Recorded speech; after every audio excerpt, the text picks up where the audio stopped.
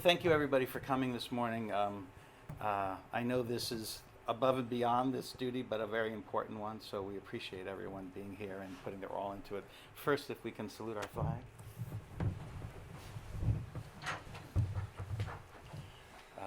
We only have one person in uniform this morning. It's a casual. We tell people casual. Well, no, but he's going to something afterwards. But anyway, so ready, begin.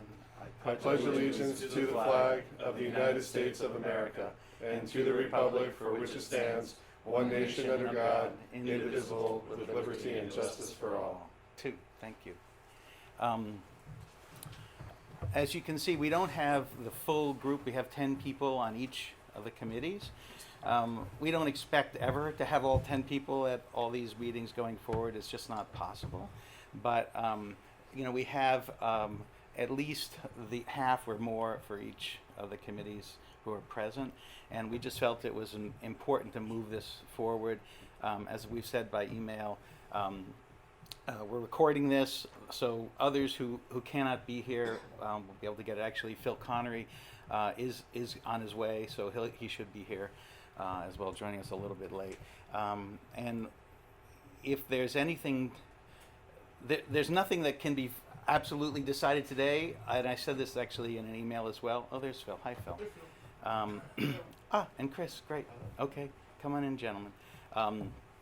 But the first part we want, Andrew is going to go through the general process so we have a sense of it. He's going to give us some suggestions on timeline so that we can try and do this in an efficient way, as efficiently as possible. It's not going to be easy, but hopefully it'll be a joyous task even when we disagree. And then we're going to break up into the two separate East-West committees and just initiate the process. If we're able to come out of today with some suggestions for next meetings that could then be shared with the rest of the people and the could be narrowed down to what works best for everybody. That'll be an achievement in my estimation. In discussions with Larry and Andrew, Eric Mille was asked to be the chair of the Eastern group and has kindly agreed. We are actually still working on the West, but Larry is going to take charge of that today and kind of work through things. And I'll be there too, and Andrew as well. But we'll figure things out as we move ahead. I don't know if everybody knows everybody, so can we just make a quick go around just to be sure? I'm sure most of you have seen one another or know one another, but I just want to be sure. Hi, my name's Andrew. Okay. I'm the Director of Field Service for the West Los Angeles County Right. Council. I could skip you guys, but go. No. Good morning, I'm Larry Turner, I'm the council president. I'm Kathy Patton, Las Colinas. I'm on the Troop 127, Troop Pack Crew 127. Tom Cantorine, Las Colinas, Troop 474, and also the LA Advisor, Chapter. Don Rosso, Scoutmaster 139, and District Training Chair for, I'm not sure what district it is now. What are you currently? Cahuenga. Who's still Cahuenga? Still Cahuenga. Okay, still Cahuenga. Chris? Chris Pierce, I'm Committee Chair of Pac 311. Kathy? Kathy James, I'm the District Commissioner for Cahuenga. Phil Connery, Cahuenga, Pac 311, Cubmaster. Thank you. Freddie Price, Balboa Oaks, Council Training Chair, District Committee Vice Chair Program. Elliot Brown, Balboa Oaks, District Commissioner, and Nominating Committee Chairman. Diane Freeman, Balboa Oaks, District Chair and Unit Commissioner, Pack and Troop 407. Eric Mealy, Balboa Oaks District Committee, Assistant Council Commissioner and Council Youth Protection Champion. And I should have said it to begin with, I'm Greg Small. I am the Vice President of District Operations, which sounds like it should be my job, but it's a volunteer position. I also want to share something a little bit personal, just because I kind of feel like I should share it. I should let you know that I've been dealing with, we all bring our personal stuff to things and generally keep it aside, but this one's a little extenuating because My 20-year-old nephew died last weekend, and he was, it was a pretty close family. And compounding it, he also was a Disney star. You may have seen this on the news, Cameron Boyce. So my head is kind of in the memorial tomorrow. So that's why I've asked Andrew and Larry to step in a little bit more, because I'm not completely focused. So forgive me, I will be more involved as we go ahead and the wound heals a little bit, but I just wanted you to know, at the risk of bringing everybody down, it's been actually a very positive and uplifting weekend, as much as it's been hard. So, and I'm going to cry if I don't shut up now, so I'm going to do so. So without further ado, Andrew, would you give us the run-through? Absolutely. So a couple things. I'm gonna write. Did everybody see the email that went out with what the 2 new district names are? Yes. Okay. So we have the Campo de Cahuenga district, okay, and we have the Reyes Adobe district. So just like sometimes I find myself messing up and calling things Boy Scouts when now the program is Scouts BSA, it would be helpful for all of us to begin to get into the mental mindset, mental model, culture, and vernacular of calling the district that we are going to be part of by its now decided name, so that we can start to help encourage and educate and get people moving in that direction. So thank you for agreeing to serve on our nominating committee, or as part of our nominating committee process. In my mind, the nominating committee is probably the most important and pivotal volunteer role in our entire council. Because essentially this group of individuals, and those who unfortunately couldn't join us today, will be acting as our human resources group, or kind of HR planning mechanism for our future. And especially as we embark on a new journey with a new identity, and we create new culture and new traditions, and we meld together, almost like you're marrying somebody. You got to bring 2 families together, and people have different traditions and different expectations and different ways of how they've always done things. And now we're going to have conversation, and we're hopefully going to be, remember to be friendly, courteous, and kind to each other as we're doing it. But we're going to kind of forge a new identity and a new culture and a new brand and move forward as a group. And so this group is tasked with a somewhat what would normally be a challenging job, and I think will be even more challenging. So this first cycle of identifying who the leaders will be to help serve these new organizations, and to hopefully grow and improve and bring together talent and resources so that we have 2 extremely successful districts, and we're empowering our committees to move forward. So if that's not daunting. Thanks, Andrew.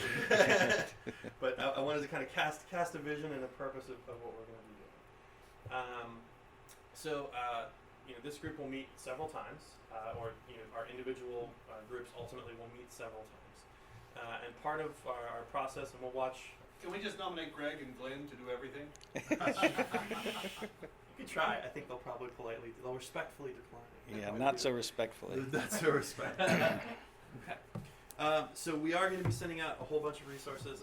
What I'm going to hand out and talk through a little bit is kind of a proposed timeline for what we want to do when, and some of the different check boxes and things like that that we'll be working through. So some of the resources you can expect, we'll send out that district nominating committee worksheet electronically, which again provides just some structure and background. I believe there's a little worksheet to help kind of rate and evaluate people's performance in the prior year. We'll send out an org chart, and really more than maybe what people might have historically thought of. So our goal as nominating committees is not just to help identify a district chair and a district commissioner and vice chairs. Our goal is to try and build an entire committee and subcommittees, and to have 40, 50 people nominated to participate moving forward. So that's kind of the vision of what we're trying to accomplish. And so there's nothing worse than saying, congratulations, you're the chair, and you have all these things that need to be done and accomplished, but you have no staff, and you have no resources, and good luck. So we want to make sure that whoever we're identifying as leaders actually have functioning committees and some manpower in place to actually achieve outcomes, rather than just, give a report on what's happening. Okay. With that being said, I'm going to go ahead and pass these around. Actually, we'll split two directions. I think I have enough. I may have to go run off with more copies. So we have kind of a proposed timeline. So the end point for us as a group will be district annual business meetings for our 2 new districts, which we would hope, it's actually double-sided, would take place in the month of December, so before the end of the calendar year. And the reason that we're doing that is because as a council, we have our council annual business meeting in January, and we need to have all of our ducks in a row before that point for kind of the final steps. Do we need to put enough? That's exactly that. That's crazy. Well, what okay, cool. So now I can actually read them. I'm trying to remember what I typed. All right. So obviously this month we're having our first meeting, our orientation. We are audio recording it so we can distribute it to those folks who weren't able to join us, and of course we'll send our video so they can enjoy that experience as well. Diane, Well, based on what you just said, Mhm. that really doesn't change the timeline how we've normally been functioning. And we've been told, or thought, we were going to be bringing the timeline back so that we'd actually be partially, concurrently running the current districts and starting the new November, December-ish. So I'm sort of surprised that the timeline is unchanged. That's the question. okay. We were gonna move the timeline for the nominating committee off the chart for this year and then go back to the usual, have it ready by December so that you have everything for January for the usual format. So this is kind of stretched out just from what we were originally talking about. And I don't mean me and you, I mean like Right. the other committee meeting. The implementation committee meeting. Right. We Yeah. were gonna have that in place before December, November, so that we would start discussing and then thereafter go back to the normal timelines. I don't really think we completely landed on that. I mean, it certainly can be discussed, but it just seemed like we didn't want to rush things. We wanted to allow things to. Yeah, and let me put. So I guess this would be a worst case. Okay, so this is assuming that we can't get people together more frequently and get the decisions made that need to happen. If you know the Campo de Cahuenga District Nominating Committee or the Reyes Adobe District Nominating Committee can move at an accelerated pace and have meetings and make decisions in a faster fashion, fantastic. I have no downside to that. I guess I was concerned that we wouldn't be able to move things along quite that quickly. So I gave kind of a worst case. So if we're able to come together as individual groups, have conversations, review, process, take nominations, and move things forward faster, fantastic. And let's do it. There's no reason we can't accelerate the process and have that annual business meeting earlier. I guess I erred on the side of caution. Yeah. Not to be too much of a sinner. Okay. So we'll orient this month. We're going to share a list of currently serving members in each of the 3 legacy districts, so we kind of have some idea of what our existing talent pool is. We'll have a roster go out with everybody's contact information for the different committees so that you know who your colleagues are and how to get a hold of them, those kinds of things. Moving into the month of August, or potentially sooner, if we can put it together, we are going to send out a piece, or my plan was to send out a piece to all of our unit leaders across our 3 legacy districts, obviously letting them know that there is an opportunity to actually self-nominate or nominate individuals from their units to participate on these new district committees, and we'll have written pieces to why this is important and this is a great opportunity and yada yada yada. We'll have a Google form or some other way where people can submit information about themselves or others and why they think or where they think they could help volunteer. And then obviously moving forward we'll have some follow-up meetings. So part of what I was just going to say, can we also supplement that with roundtable announcements and whatever, maybe commissioners soliciting those same things as well? But I think at least reinforcing that at the 3 roundtables in August Sure. would help Yep. solidify the importance. That's great. And I did, part of that's fantastic. We should do that. I wanted to make sure we actually did some direct contact as well. Of course, no, I mean to obviously- supplement, not replace, supplement. And we know that unfortunately not everybody goes to roundtable, or at least not consistently, and so we want to make sure that message is getting to as many people as Yes, possible. for sure. So then moving into our follow-up meetings, which again the individual committee groups will kind of schedule on their own. What I would suggest as we break out and meet today is come up with a couple, multiple meeting dates. So even if we're thinking we're going to have 1 or 2 meetings in August, okay, come up with 4 or 5 potential dates that work for who's here, so that as we move forward, we can try and figure out how to get as many people in the room as possible to move the process forward. Because obviously, more brain power is better as we go through this whole process. And then it's a combination of, what is the field? What are all the positions that we're trying to fill? Who do we have on the bench in terms of legacy, manpower, who's willing to move forward and continue to participate? Who are potential new nominees? Who are people that we as nominating committee members can identify and tap to hopefully get involved? So these may not be people who are the kind of people who are going to be like, oh, we need someone to volunteer. And they're the first person to go like, ooh, I'll do it, right? These are people who have talent but are wise enough to know that they can only do so much, and they have to be kind of judicious with where they apply themselves as a human resource. But people we know and we can reach out to in our sphere of influence and ask to get involved in some type of a position. And then it's kind of like fantasy football from there. You start building your roster, right? Who do you want on the dream team, right? Who are the people who are going to fit in the right positions to accomplish the outcomes and get things done? And that's things like raising money for scouting, growing membership in scouting, starting new units, putting on fantastic programs and activities and things like that.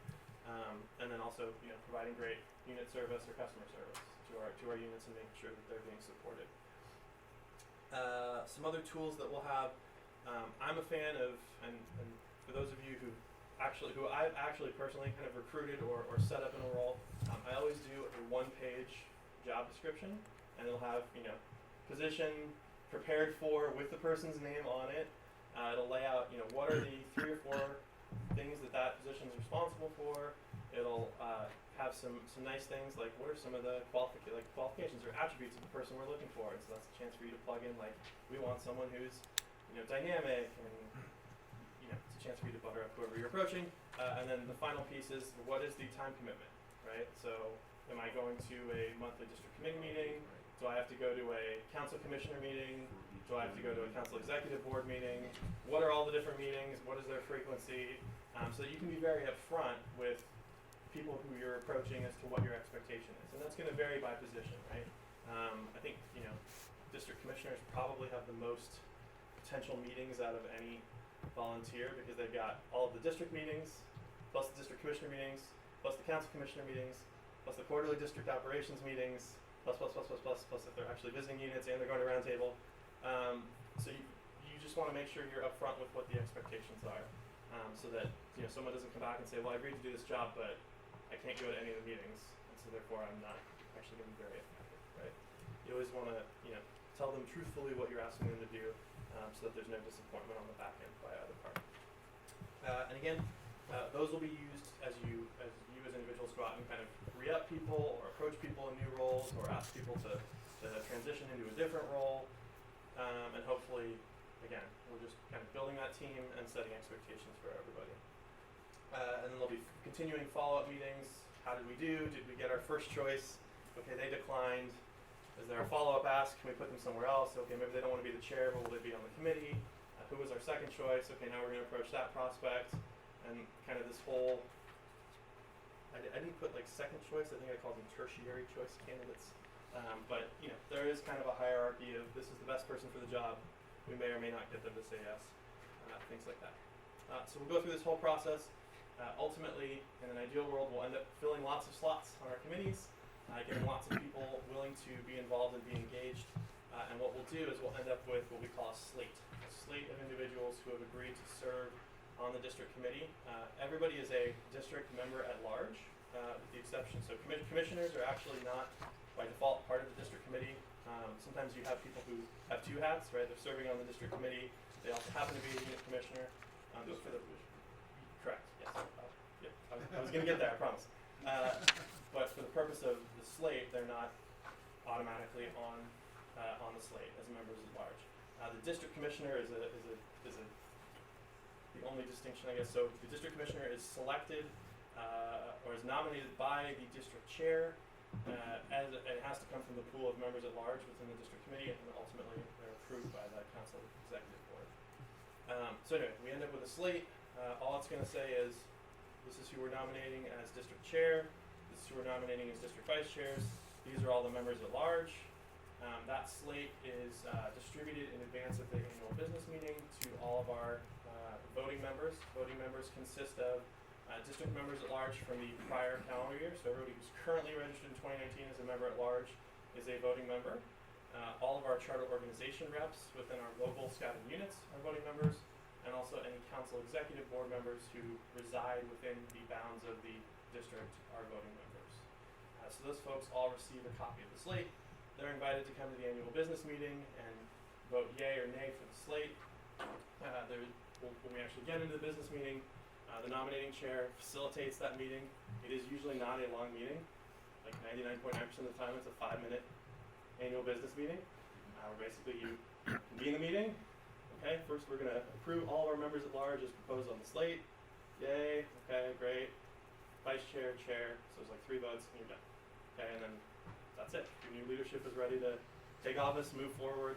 I'm always a fan of doing a little swearing in ceremony and trying to get as many people there as possible and make it fun because, you know, we model the behavior that we try and do with the kids.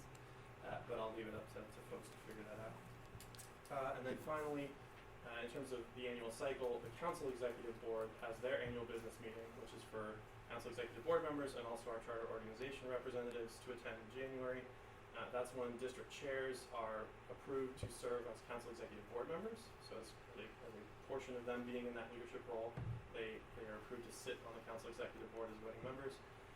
And then also the district commissioners are then approved as well by the council executive board. And so that was a whole lot of information and timeline in a kind of compressed schedule. Can I just get some clarification to make sure that I understand what you said and what I'm reading in the worksheet with respect to district commissioner? From what I'm reading, it says that the nominating committee, after consultation with the district executive, recommends a district commissioner to the executive board for appointment and commissioning. I think that's said at sort of the same time on the same slate as with the district chair. So I'm sure the district chair is aware of, Correct. but it's actually the nominating committee that submits Sorry. it. Thank you for the Okay, clarification. I just want to make sure that we're you're doing right. okay. All right. Yeah. Okay. Cool. Thank you for double checking. Okay. Any questions on timeline, process, any resources that people would like to see or have that they maybe didn't see? You Yeah. probably already have this, but could we get lists of the existing, for each of the 3 districts, all the committee members, and for the Balboa Oaks, if we know, or maybe we can work together to say, okay, who's going where? Sure. That would be super helpful. Okay, yeah, I did run a roster, so we'll email that out, and then we'll kind of leave it. I mean, I know we had this part of the Mine, yeah, we implementation just talked through a updated little ours. bit as to who we think might lie one way or the other. Obviously, you know, especially with geography, Balboa Oaks is kind of going in 2 directions. So we have some people who geographically reside on one side or the other that may or may not correlate to which district they are interested in volunteering in, because just because you live on one side doesn't mean the But unit. you don't mean live, you mean where you're. Or the Unit unit is. means. No, I'm talking about district level volunteers. Maybe Not maybe unit. You're talking about affiliated. district, not, Yeah. okay, Yeah, that's so just not about, because a volunteer lives in one part of the council doesn't mean that they're going to volunteer in that district. got you. Or, you know, they're, it's a I it's thought a you- free agent system is probably the best way to describe it. So, you know, feel free to schmooze and woo and do what you can to bring people to your team. Just don't bribe anybody or threaten, okay? Not that anybody would do that. I'm just being tongue in cheek. So what are some of our questions? What are some of our questions? We've kind of gone through a lot. Tom? I'm a little concerned that it's sort of probably out of scope a little bit, but the camporee committees, because they're gonna be needing to select their sites and stuff far beyond, before December. Right. And, you know, how are they gonna be coordinated, and how's this affected? Sure. That's a great. And how does Eddie Rodriguez fit into that? Yep, that's a great Okay. question. Yeah, so we've got, as many of you know, we have a council program director who's a member of staff. Matt and other council leadership have created kind of this council level program board or council level program committee to help facilitate certain activities, i.e. things like council level training, things like advancement and activities in civic service, those kinds of things. So it is still unclear to me exactly how many camporees we're going to be holding, whether we will see more group efforts rather than every single individual district holding a camporee. What we may do is go to a model where we have like 2 camporees in the spring and 2 camporees in the fall, and they're open to all units, and all units can attend whichever camporee, which is actually historically how it's always been. We have units from a district that go to a different district's camporee, and it's camporee is for the most part camporee, right? Many of the activities are very similar. You may just see slight branding in terms of we're having a zombie camporee or a pirate camporee or a pick your theme.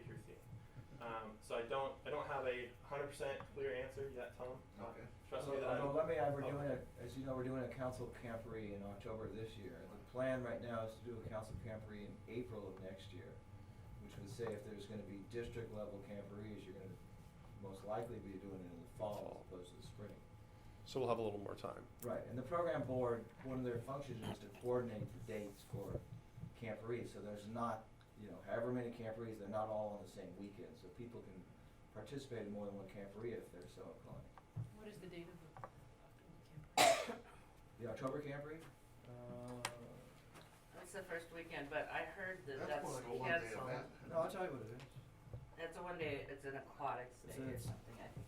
It's a one night, it's one overnight. It's an overnight. I think it's the It's 26. 26th. First weekend of Wood Bash. Yes. Right. It's always gonna be something. Yeah. So the day of is the 26th Okay. of October. That was planned before Woodbine So moved. the overnight is the Right. 25 to I promise. 26 or 26 to 27? I think it's gonna be the Friday to Saturday. Thank you. Gotcha. Larry, you It's on said the- 25th to the 26th? Yes. And where's it at? It's a Castaic. Oh, okay. Castaic Lake. I didn't get it. So we will have additional clarity moving forward, Tom. I apologize for not That's a having good question. everything lined up. And again, part of it is change is constant, and so some of it is trying to juggle all the different pieces that are moving, so that we can It's Friday, Saturday? get everything lined up. Okay. That's my, yeah. Other questions, Elliot? In the past, when nominating various positions for the district slate, the protocol called for a 90-day window approval, and a 90-day window to the meeting, to the annual meeting, so that the other nominees, if they want to be a nominee. And I don't see that here, so I'm assuming then that this is part of the restructuring, that we'll no longer have that 90-day window. I'm trying to understand the window piece. Yeah, So you had the process was is that the nominating committee met, and there was a 90-day window that the slate was out, so people could Yeah, I say, think- And we would submit in writing, and by, in our case, September, Right. to get approval from members of the executive board, Well, so so the- that we could, by December, at our annual meeting, have that vote. Yeah, so I'm pretty sure that the nominating committee worksheet doesn't specify, so it's 2 points of clarification. The only thing the council executive board approves is the folks who are sitting on the nominating committee. They don't actually approve or disapprove the slate that's proposed by the nominating committee. So The that's not. president gets some input into it. Yeah, but the line item veto is for the nominating committee individuals who are seated here. Okay. Unless there was something, a character related issue that somehow we were aware of that would prevent that individual from participating, and likely they probably wouldn't be registered scouting if that was going to be an issue. And so I'm not, usually I believe the worksheet suggests 30 to 60 day notice before the annual business meetings, that the slate is distributed with enough time for people to kind of mentally digest it, but I don't believe there's a hard 90-day date set on that. No, it's suggested, so Okay. we always did it Gotcha. in that 90 days. Okay. We might be able to cover it between August, September, October. That might give us the 90 days we need if we get it right out in August. Did you find, with Cahuenga, we never allowed that kind of time, and we allowed more like a month, or sometimes Right. less. But did you find that 90-day was extremely valuable? Did you get feedback when you did that? It worked. It did work, I mean, especially when we, at the initial submission, Mm-hmm. kind of tapered off in November, October, But- November. But when you say it worked, did it work because people gave you other ideas, responded positively? It seems like a long time to me, whereas you'd probably get responses the last couple of weeks before it sort of mattered anyway. So I'm curious about. Well, those are the guidelines we were given. I see. Okay. Well, I'll reread the worksheet. We'll see exactly what it lays out. I think this Did it give us timeline more people follows at the that. end? No, No. no, I mean, I would think even if you give 90 days, you'll probably hear from people not until the last week anyway. So I don't know if how, but really, I'm curious, but. During that 90 days, we sending out emails just as reminders too. Okay. Uh-huh.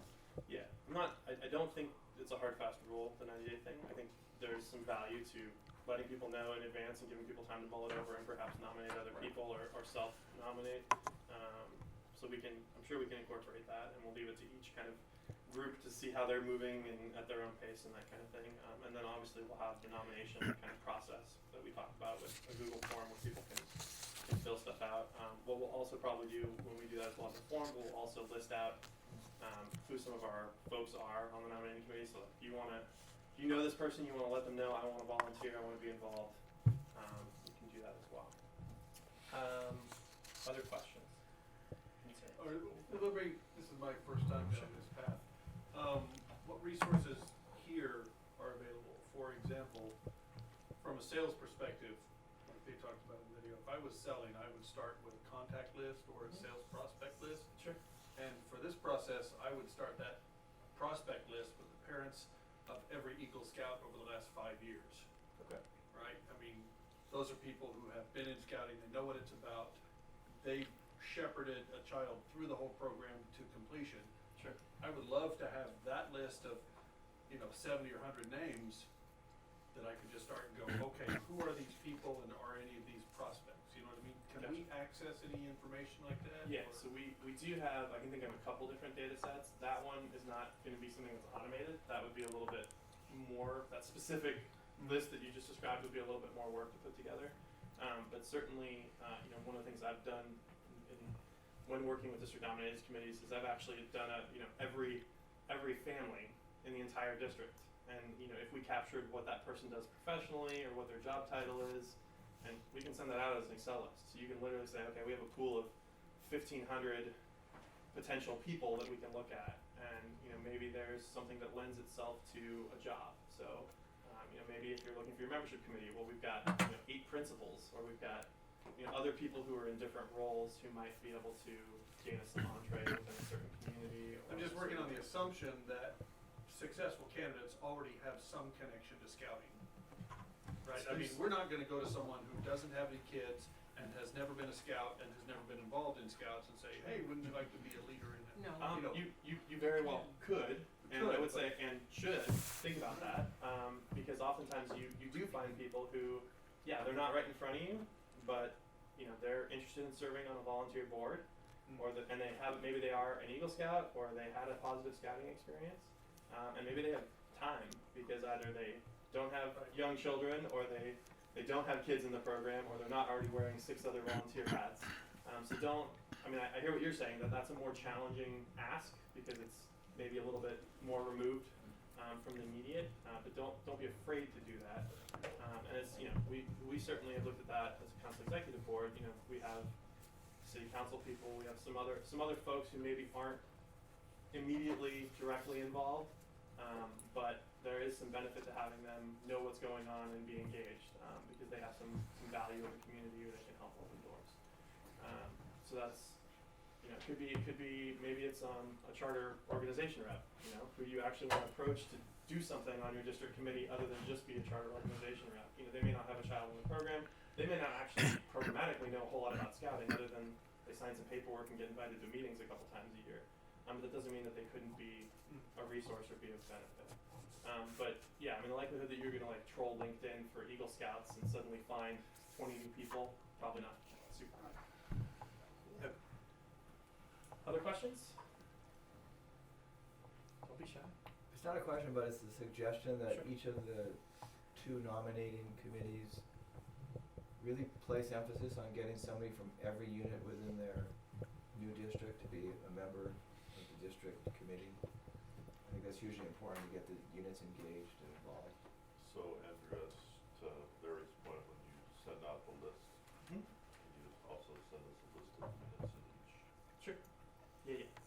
that did go, I'm just talking about, so when we did the, gosh, Yeah, I know, what but- timeline was that, yeah. I know, But- but not all of it was accurate as you and I Yeah, we had discussed before. we had one pack that I screwed up and put on the wrong side, sorry guys, that was all me. 911. Even though 10 people looked at it, somehow we all missed it.